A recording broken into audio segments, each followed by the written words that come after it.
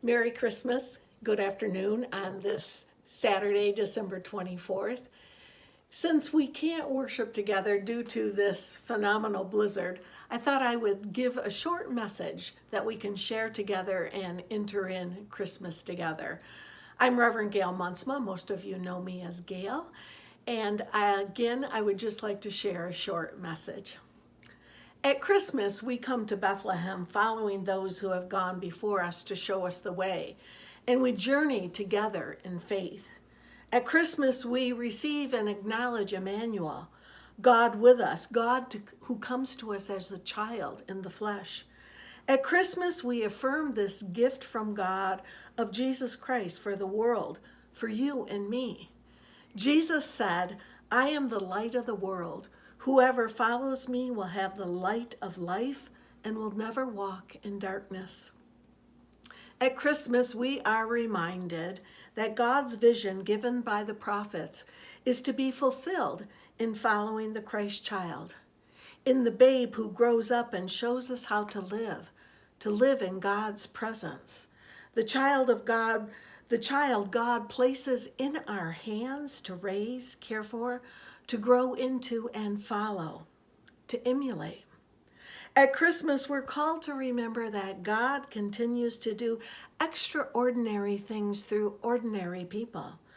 The Holy Family shows us that God walks with us in spite of our fears and apprehensions. They show us how to move forward, trusting in God's direction without knowing where it will lead. The Holy Family tells us to take a risk in saying yes to Bethlehem, to God's movement through the babe born in a cradle. In Bethlehem, God, through this child, came to experience our humanity and fully know us. May we be receptive enough to make space, time, and opportunity for Christ's image to be formed in us, to be born in us. Tonight we recognize that God came to join us to help move the world forward in peace, love, joy, and hope. We acknowledge that God sent his Son to be with us at all times, in all places, so that we never have to feel lost in our struggles. 2,000 years ago, hope was born in Bethlehem. This hope is still shining, calling us to the work of Christmas. Hope and fear still exist, but we are called to hear the angels saying, "Do not be afraid."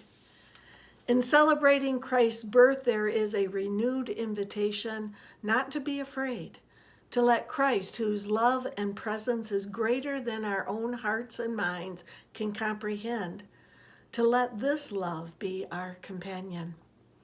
The stories that led us to Bethlehem remind us that we are part of and belong to an ongoing story.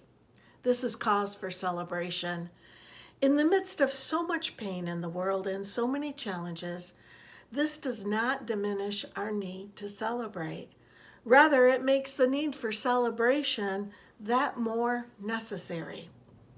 We are called to be witnesses of this love in hopeful acts, large and small, to live in such a way that this love, this Christ child, is an echo in and through us in word, song, and deed.